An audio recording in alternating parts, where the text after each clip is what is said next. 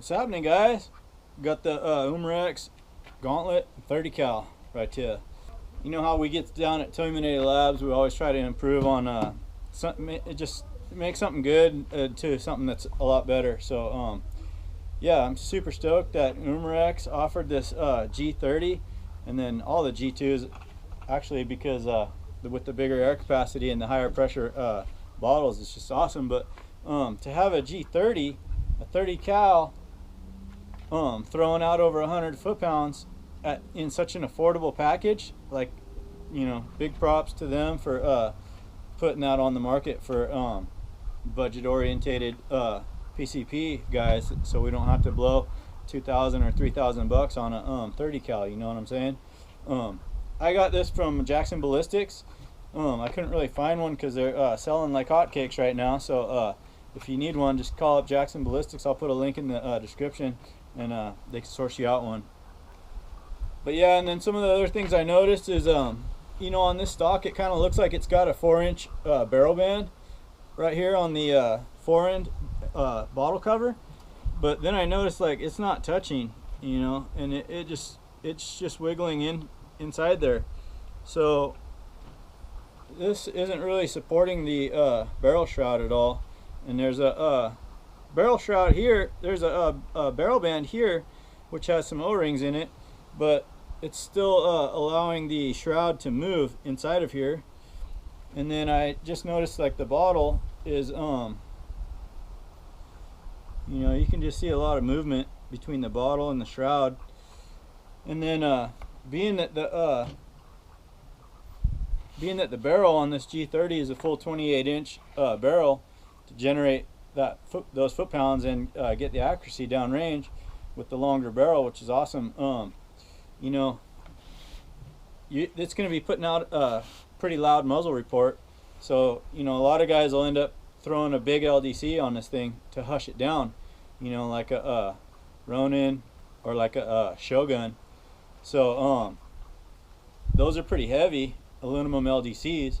And then even still, you know, some guys will put an extension on that, but then that's adding like a lot of weight to an already front heavy rifle.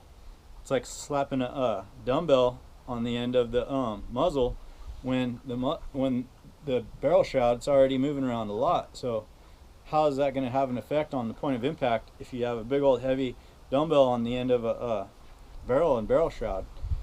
Because it's like PCPs, the barrels are skinny and lightweight, which is awesome, you know, it takes weight off. But then they're like wet noodles, like flopping all over the place inside the shroud. And then everybody a lot of times has point of impact problems with PCP rifles on account of, you know, the free floating barrel, but a free floating like limp noodle. So it's hard to get that POI reliability where you have confidence that you've been hiking around for like a couple hours and now you got to take your shot, but where's your POI going to be, you know?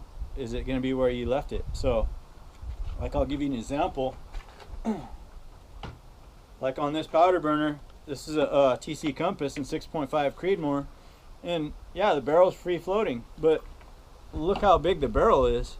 It's, you know, it's freaking huge, and especially by the action, and I mean, it doesn't flex at all, not even a bit. So yeah, the point of impact reliability on this, like, I could take it out from season to season and go and sight it in, and it's still sighted in at like 200 yards on a 2-inch shoot and see target. So you know, I can understand why you could free float something that's real heavy duty like a big bull barrel.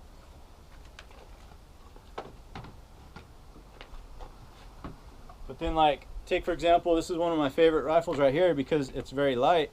Now that we put the Terminator stock on there, you know, the other stock, this thing comes with about 4 pounds, but with the Terminator stock, this thing's so light, it's just like real nice to carry around and real nice to use in the field. But we put a shroud clamping system on here, which consists of this mid-rail support that has a clamp nut, and then our Origin super muzzle band that has 4 nuts on it that locks everything in to where it doesn't twist, it can't it can't move up and down, and it can't twist left and right, so the shroud's not going to go anywhere. And then with the Origins and the Avengers, we run the muzzle centering air stripper and the barrel harmonics rings in there to keep that that lightweight barrel just locked in with the shroud, and that way nothing's moving around inside this rifle. Similar on this Air Venturi Avenger with the Terminator ATAC stock, barrel harmonics rings, muzzle centering stripper and baffles, and then beefy bottle band, you know, with the stainless bottle adapter, carbon bottle, that thing doesn't budge, and then with the beefy bottle band on there, you know, this thing won't move. So I mean, I can take this thing out, it doesn't matter how I carry it, how I bump it, like this thing, I can just pick it up and the point of impact is still going to be where I left it. So we're going to try to do the same thing to the Umarex 30 cal, and then hopefully that's going to help us out. Also too, on this Air Venturi Avenger bullpup, we've got the bully band on there, and that's a chassis stiffening device that locks the barrel shroud and the air tube into the chassis so that you don't get any twist or movement up and down, and it locks it in to the optics rail to where wherever your optics is, it's locked in with the barrel shroud. And then obviously we got the harmonics dampening rings inside here, the muzzle centering air stripper, and then obviously we run the Terminator short dog LDCs on all the Origins and Air Venturi Avengers to keep the muzzle weight very light, so so that it's easy to shoulder up and it doesn't fatigue you a lot when you're out in the field.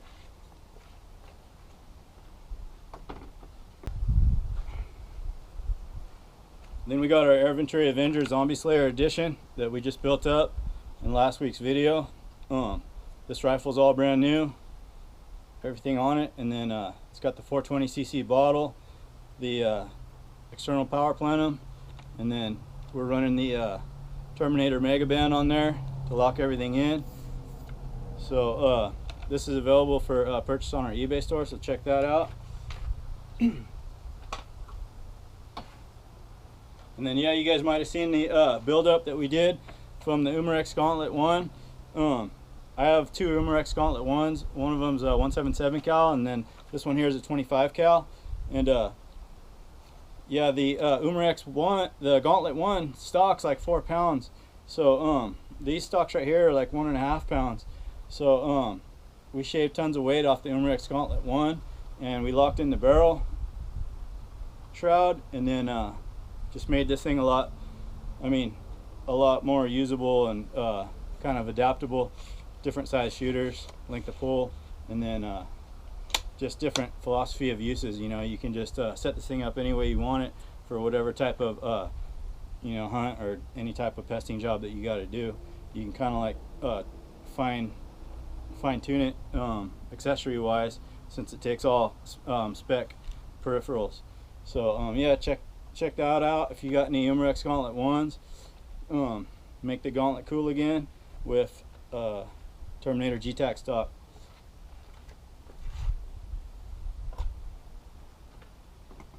Then along those lines, I went ahead and designed a Terminator GTAC stock for the Gauntlet 2. It's a little bit different than the Gauntlet 1. Since the weight's farther forward, I moved the bipod forward by 1.5 inches, and we added another 1.5 inches of pick rail on the bottom. Okay, so I'm going to show you guys how to install this on today's video.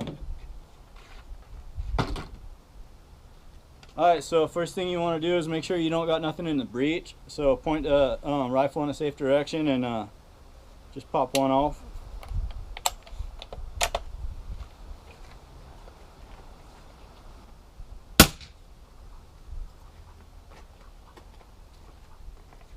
Alright, now that we can be sure there ain't nothing in the breech, we got to air it down before we start working on it.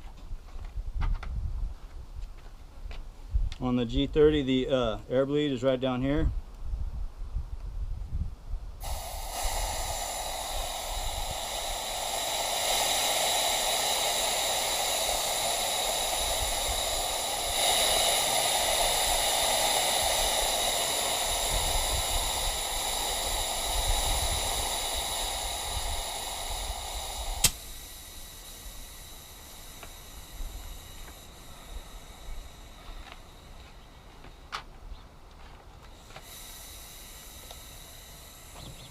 Alright, so we got to take the bottle cover off.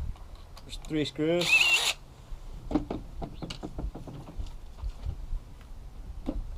One on the bottom, 2 on the top. Got to unscrew the bottle and in order to get the back part of the stock off. So in order to unscrew the bottle, we got to take that front shroud, that front bottle cover off. Just unscrew this, and then there's 3 Phillips head screws.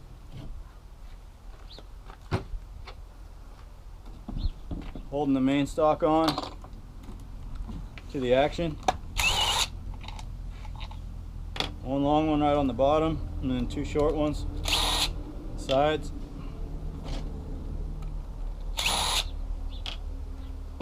And then putting the safety switch right in the middle, you should be able to pull the action out of the stock.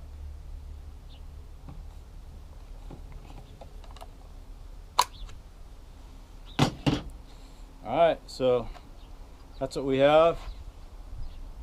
This setup right here is very lightweight, and then we're going to throw that into a lightweight Terminator chassis and go from there. Alright, to drop this G2 action into the Terminator GTAC stock, we're just going to set the safety switch to the safe position and just line that up and drop it straight in, and then slide it back. Now there's 3 screws that hold this stock on. This short one that replaces the main one in the bottom, just screw that in.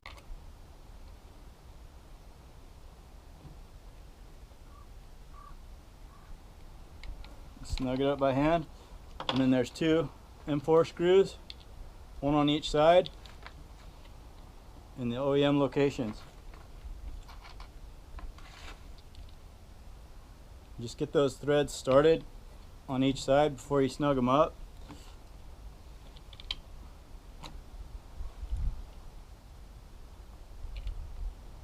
That way you don't cross thread anything. Once you get all the threads started, you can just go back and snug them both up.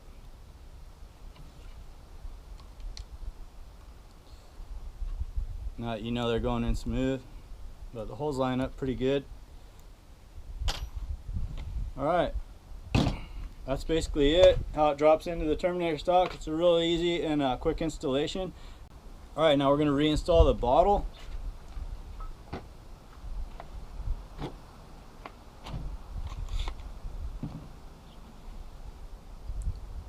So making sure your O-rings are greased, just drop that back in.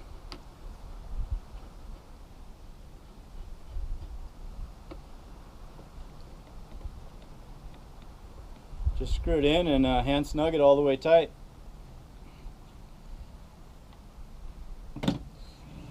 Alright, now that that's on there, we're going to go ahead and make sure that our barrel shroud is not going to be moving around. You know, because as you can see, it's still going to be able to flex and move, but once we add these barrel bands, it'll be locked in.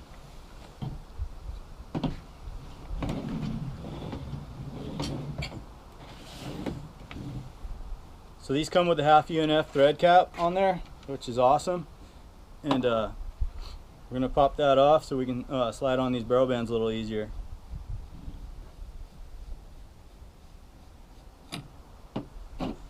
Alright, first bottle band right there. Slide it towards the back. Second one towards the front. Now there's 3 machine screws on each one of these bottle bands. So we'll just snug those up.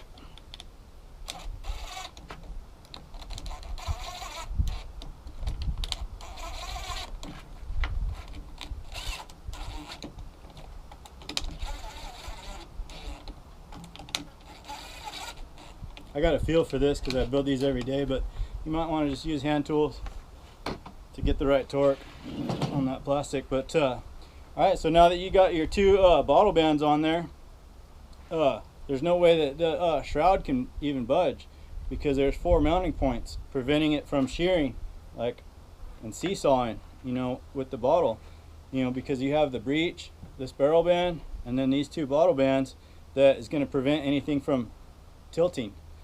You know, it's very solid now. And now what we're going to do is slap the half UNF adapter back on.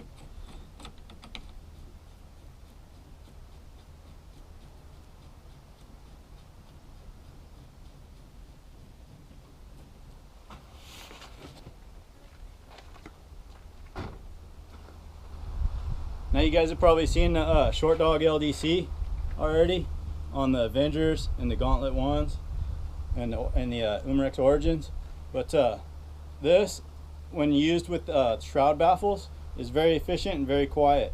But we're talking a whole nother beast when we're up to 30 cal, 100 FPE. You know, there's not enough capacity in here to deal with the amount of gases that are going to exit the muzzle. So what we did is we went ahead and designed the 30 Dog XL LDC specifically for the 30 calibers with UNF threads. So you compare the difference in size right there. You got about 4 times the capacity to deal with the spent muzzle gases and get this sucker backyard friendly. Well, not that you're going to be shooting a 30 cal in your backyard, especially if you have a small backyard, but you know what I mean, just keeping the muzzle report very low. So we'll go ahead and thread that on the end of this muzzle.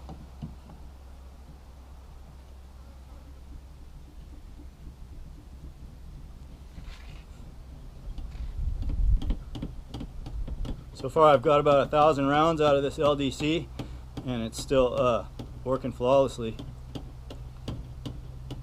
Just snug that up pretty tight up against the muzzle there, and then yeah, that's pretty much it for the Gauntlet 30 G-Tac kit. You know, it's very rigid now. There's nowhere for the shroud to go.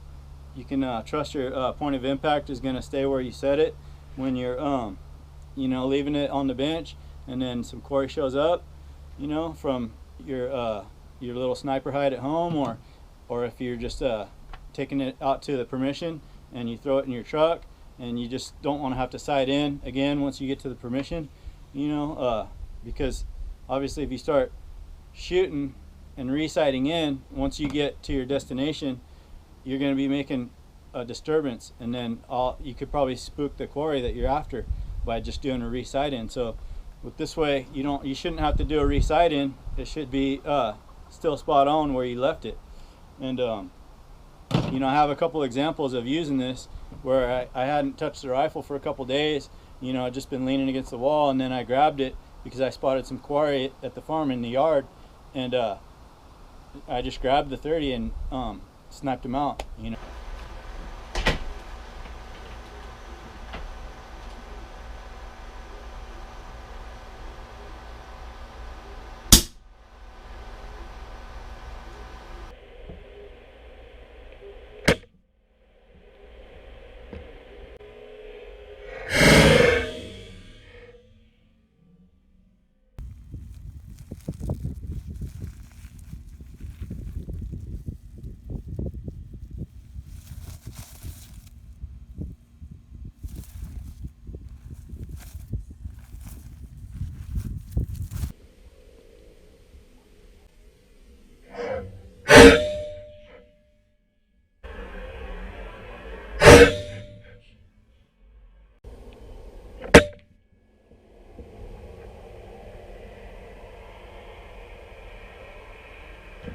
So yeah, I know this works, and it's a pretty cool addition to the Gauntlet 2s, you know, which are already a really good release from Umarex. So yeah, check the G2 Terminator tack stock out. It's a big improvement in comfort and versatility. And then there's Picatinny rails on the bottle bands, but I wouldn't really recommend mounting your bipod on there. The best place to do it is on these M-LOK slots, but you could also use the pick rail down below. But the reason I slapped the pick rails on these bottle bands is so in case if you wanted to do some nighttime stuff and you had to mount your lamp on there, it's a real cool spot to mount your lamp. And you can get on them wabbits or them coyotes or them raccoons real easy just by having your lamp right there. And then I've tried it already, and you can see everything even through the scope with the lamp mounted in this location. And so that's pretty cool. Another thing I like about this setup is with the 6.5 inches of Picatinny rail underneath, you can mount an Arca Swiss adapter right on those pick rails.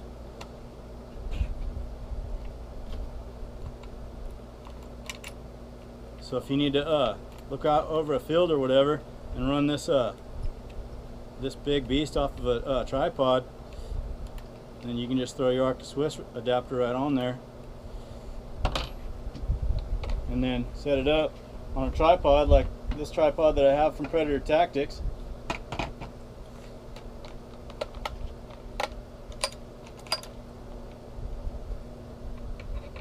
Set that Arca Swiss right up there and lock it down.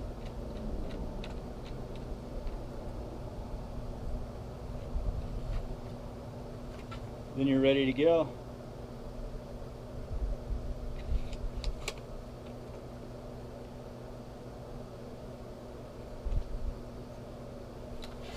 So yeah, so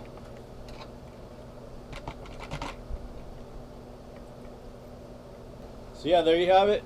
Terminator G-Tac stock for Gauntlet 2s. This one's in bronze and black. Got all the different colorways. Go ahead and pick one up on the eBay store for your Gauntlet 2. Check them out for Gauntlet 1, Origin, Inventory Avenger, and then hit me up if you need anything else. Also, we have a couple full rifle builds. We have a Gauntlet 30 with the Terminator's tack stock. We have Avenger with the full conversion kit, bottle setup, with the Terminator tack stock on the eBay store as well. And then if you guys already have your PCP rifles, you just need to get the kit. We have listings for those all over the place as well on the eBay store. What up? So we were sitting there shooting 30 cals, me and Luis from Airguns, Idaho, out to 100 yards. And he had the FX Mark II 30, and then I was running the Gauntlet 2. And man, I didn't have that many pellets to test out. All I had was the Hatson Strike dome pellets, 48 point something grain, and those are like the most cheapest budget pellets you can get. And then all I was able to source out recently was the FX Hades type knockoff pellets, and I mean that's a hunting round, so it's not really supposed to be an accurate long range round, but I'm pretty sure if I would have had the JSB 44 grains, that the group would have been even better. It could have been even better than the FX 80s. But man, looking at all those groups up there, like, looks like the G2 printed the best group of the day between the FX 30 and the Gauntlet 2. So something to think about, boys and girls. Budget PCP can sometimes be real nice with the right accessory kit. Oh yeah.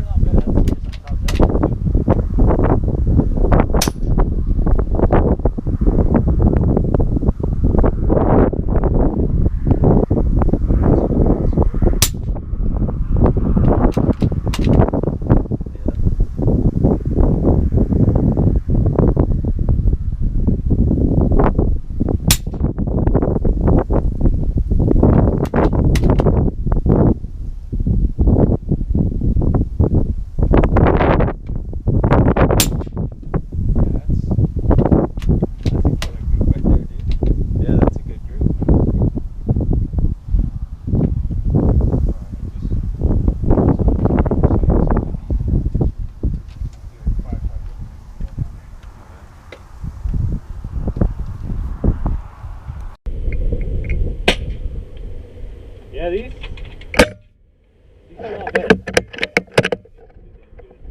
Yeah.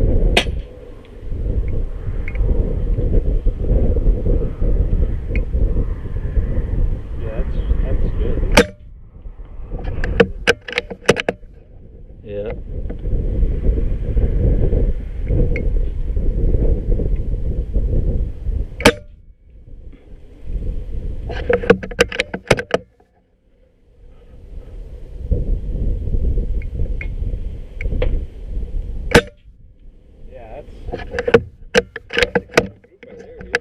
Yeah, that's a good group.